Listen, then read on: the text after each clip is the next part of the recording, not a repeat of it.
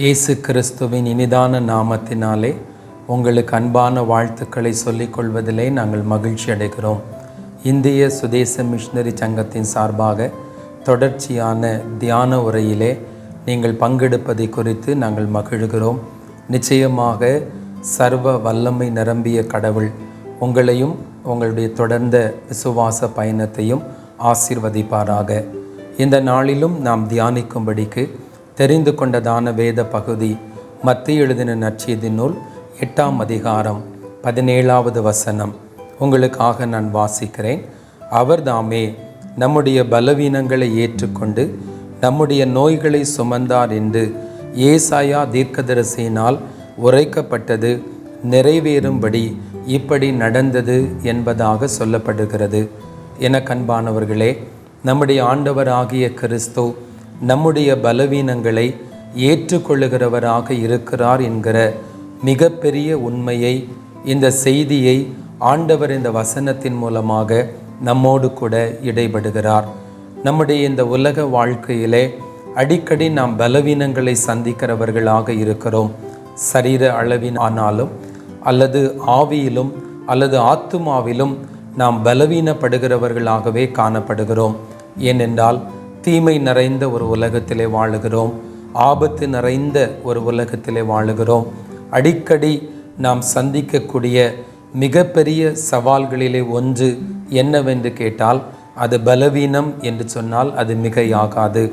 இந்த வசனம் சொல்லப்பட்ட சம்பவத்தை கூட நாம் கவனித்து பார்ப்போமானால், அவரோடு கூட உடன் பயணித்ததான பேதுரு என்பவருடைய வீட்டிலே கடந்து செல்லுகிற போது அவருடைய மாமி ஜுரமாய் கடந்ததை கண்டு அந்த பலவீனத்திலிருந்து அந்த மகளை சுகமாக்கி இவருக்கு பணிவிடை செய்யும்படிக்கு மகிழ்ச்சி நிறைந்த அனுபவத்தை ஆண்டவர் அந்த இடத்திலே உருவாக்கினதாக நாம் தியானிக்க முடிகிறது. நம்முடைய வாழ்விலும் கூட, நம்முடைய வாழ்க்கையின் பயணத்திலே நம்முடைய ஆண்டவர் இவ்விதமாக நமக்கு அடிக்கடி அற்புதம் செய்கிறவராக, நம்மை தம்முடைய கிருபையினாலே நிரப்புகிறவராக, நம்மை சந்திக்கிறவராக அவர் இருக்கிறார் என்பதை நாம் அறிய வேண்டும், அறிந்து கொள்ள வேண்டும் என்று அவர் விரும்புகிறார். நம்முடைய பலவீனங்களை அவர் சுமந்து கொண்டதாக ஏசாயா தீர்க்கதரிசன புத்தகத்திலிருந்து இது மறுபடியுமாக எடுத்து இங்கே கையாளப்படுகிறது. ஏசாயா 53ஆம் அதிகாரத்திலே நாம் அறிந்திருக்கிறபடி உம்முடைய தழும்புகளினாலே நாங்கள் சுகம் அடைகிறோம் என்பதாக நாம் தியானிக்கிறோம். எப்பொழுதெல்லாம் நாம் பலவீனம் அடைகிறோமோ அப்போதெல்லாம் நமக்கு இருக்கிற நம்பிக்கை என்னவென்றால், கிறிஸ்துவிலிருந்து வெளிப்படுகிற அந்த பரிசுத்தமான இரத்தத்தின் வல்லமை நம்மை தொட்டு நம்மை சுகமாக்கி நம்முடைய பலவீனங்களிலிருந்து நம்மை குணமாக்குகிறதாக இருக்கிறது என்பதை நாம் அறிந்து நாம் விசுவாசித்து அதை நாம் பெற்றுக்கொள்ள வேண்டும் என்று தேவன் விரும்புகிறார். எபிரேயர் 4ஆம் அதிகாரத்திலும் கூட நாம் தியானிக்கிற போது நம்மை போல அவர் பலவீனப்பட்டு நொறுக்கப்பட்டு அவர் பாடுகளுக்கு உட்படுத்தப்பட்டார். எனவே தைரியமாய் கிருபாசன தண்டிலே சென்று நம்முடைய பலவீனங்களிலிருந்து நாம் விடுதலை பெற்றுக்கொள்ள முடியும் என்பதாக வேதம் நமக்கு தருகிற ஒரு உன்னதமான அழைப்பு. இந்த அருமையான வார்த்தைகளை கேட்டுக்கொண்டிருக்கிற உங்கள் வாழ்க்கையிலும் கூட நீங்கள் ஏதோ ஒரு விதத்திலே பலவீனப்பட்ட மனிதர்களாக இந்த வார்த்தைகளை நீங்கள் கவனித்து கொண்டிருக்கலாம். எப்பொழுதுதான் இந்த பலவீனம் என்னை விட்டு அகலும்? அடிக்கடி இந்த பலவீனம் என்னை தொந்தரவு பண்ணுகிறது, என்னால் சுகமாக வாழ முடியவில்லை, அடிக்கடி நான் பாதிக்கப்படுகிறேன் என்பதாக நீங்கள் ஒருவேளை மிகுந்த மனச்சோர்வுக்குள்ளாகி இருக்கலாம். ஆனால் இந்த வார்த்தை நமக்கு ஒரு பெரிய தைரியத்தை, ஒரு பெரிய நம்பிக்கையை கொண்டு வருகிறது. அது என்ன? நாம் எப்பொழுதெல்லாம் பலவீனப்படுகிறோமோ அப்போதெல்லாம் கிறிஸ்துவிலிருந்து வெளிப்படுகிற அந்த பரிசுத்தமான இரத்தத்தின் வல்லமை நம்முடைய பலவீனங்களை சுமந்திருக்கிறபடினால், நாம் விசுவாசிக்கிறபடினால், நாம் அந்த பலவீனங்களிலிருந்து அந்த இரத்தத்தின் வல்லமையினால் நாம் குணமடைகிறோம், நாம் சுகமடைகிறோம், நாம் முழு விடுதலை பெற்றுக்கொள்ளுகிறோம். அதே விதமாகத்தான் இன்றைக்கும் நம்முடைய ஆண்டவராகிய தேவன் தம்முடைய குமாரனாகிய கிறிஸ்துவின் வழியாக நமக்கு ஒரு பெரிய வாக்குத்தத்தம் செய்திருக்கிறார். இந்த உலக வாழ்க்கையிலே நாம் பலவீனப்படுகிற போதெல்லாம் தைரியத்தோடு நம்பிக்கையோடு கூட எப்பேற்பட்ட பலவீனமாக இருந்தாலும் நம்பிக்கையோடு அவர் சமூகத்திலே சென்று அவருடைய இரத்தத்தின் வல்லமையை விசுவாசித்து நாம் அவரை நோக்கி கூப்பிடுகிற போது நம்முடைய பலவீனங்களிலிருந்து ஆண்டவர் நம்மை விடுதலையாக்குகிறார். எனக்கு தெரிந்த ஒரு சம்பவம் ஞாபகத்திற்கு வருகிறது. அருமையான ஒரு பெண்மணி, இயேசுவை அறியாதவர்கள், ஒரு நாள் மருத்துவமனையிலே அனுமதிக்கப்பட்டிருந்தார்கள். அவர்களுடைய சரீரத்திலே ஒரு முக்கியமான அறுவை சிகிச்சை செய்யப்பட வேண்டும் என்று மருத்துவர்கள் ஆலோசனை சொல்லியிருந்தார்கள். அந்த அறையிலே அவர்கள் தனிமையாக அவர்கள் அமர்த்தப்பட்டிருந்தார்கள். அந்த படுக்கை அறையிலே அவர்கள் அமர்ந்து இவ்விதமாக அவர்கள் கதறி அழுது ஜெபிக்க தொடங்கினார்கள். எந்த கடவுள் என்று அவர்களுக்கு தெரியாது. தேவனே, இந்த உலகத்திலே என்னுடைய பலவீனங்களிலிருந்து என்னை விடுதலை ஆக்குகிற ஒரு மனிதர் உண்டா, ஒரு கடவுள் உண்டா என்று அவர்கள் கதறி அழுதபோது அந்த அறையிலே மிகப்பெரிய ஒரு வெளிச்சம், கண்ணால் திறந்து பார்க்க முடியாத அளவிற்கு மிகப்பெரிய வெளிச்சம் ஒன்று அங்கே உதித்தது. அந்த வெளிச்சத்தின் நடுவிலே உன்னுடைய பலவீனங்களை சுமந்திருக்கிற இயேசு கிறிஸ்து என்னும் ஆண்டவராகிய நான் இதோ உன்னுடைய சத்தத்தை கேட்டு உன்னை சந்திக்கும்படிக்கு வந்திருக்கிறேன் என்று சொன்னதாக அந்த மகள் சாட்சி கொடுக்கிறார்கள்.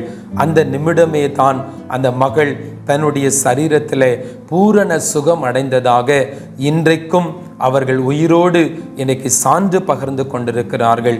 பிரியமானவர்களே, இந்த உலகத்திலே எப்பேற்பட்ட பலவீனம் உள்ள மனிதனாக இருந்தாலும், எப்பேற்பட்ட பலவீனங்களாக இருந்தாலும் சுமந்து தீர்த்த கிறிஸ்துவினுடைய இரத்தத்தின் வல்லமை அந்த பலவீனங்களிலிருந்து நம்மை விடுதலையாக்கி நம்மை குணப்படுத்தி நாம் மீண்டும் சுகமாய் இந்த உலகத்திலே வாழுவதற்கு அது நமக்கு உதவி செய்கிறது என்பதாக அந்த வார்த்தை நமக்கு வாக்கு கொடுக்கிறது.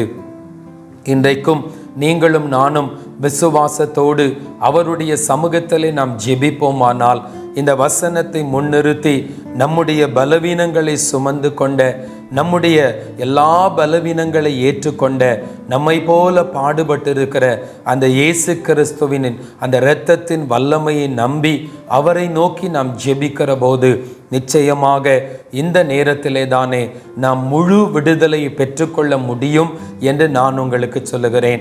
நாம் இணைந்து ஜெபிக்க போகிறோம். மீண்டுமாக நான் உங்களுக்கு இதை நான் ஞாபகப்படுத்துகிறேன். இந்த வார்த்தை இப்படித்தான் நமக்கு உறுதிப்பாடை தருகிறது. நம்முடைய பலவீனங்களை அவர் ஏற்றுக்கொண்டார், நம்முடைய நோய்களை அவர் சுமந்தார்.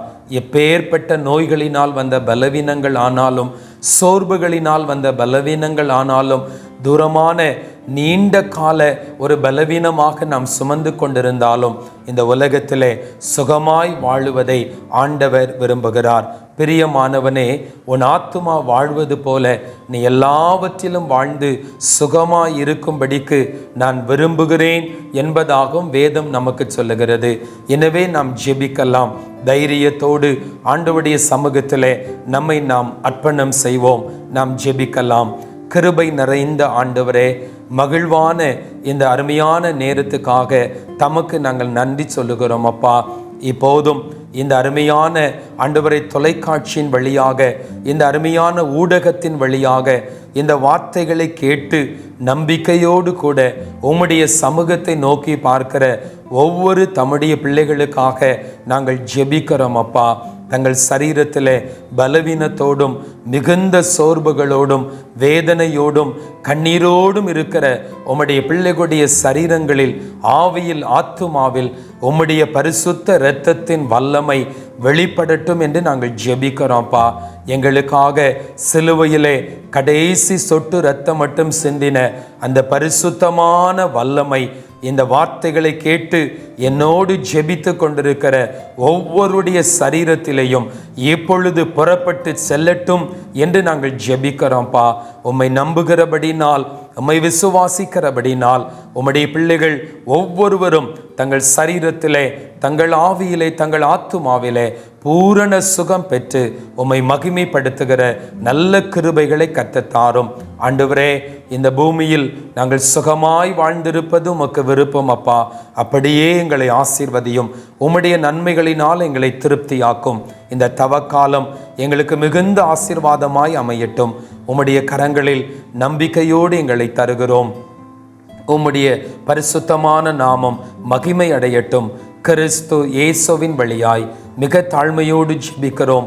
ஜெபம் கேளும் நல்ல பிதாவே, ஆமேன். ஆசீர்வாதம் நம்முடைய கர்த்தராய் இருக்கிற இயேசு கிறிஸ்துவின் கிருபையும் பிதாவாகிய தேவனுடைய அன்பும் பரிசுத்த ஆவியானவருடைய அன்பின் ஐக்கியமும் சிநேகமும் குணமாக்குகிற பலவீனங்களிலிருந்து விடுதலை செய்கிற அந்த குணமாகுதலும் எப்பொழுதும் எப்பொழுதும் சதா காலங்களிலும் உண்டாயிருப்பதாக. ஆமேன்.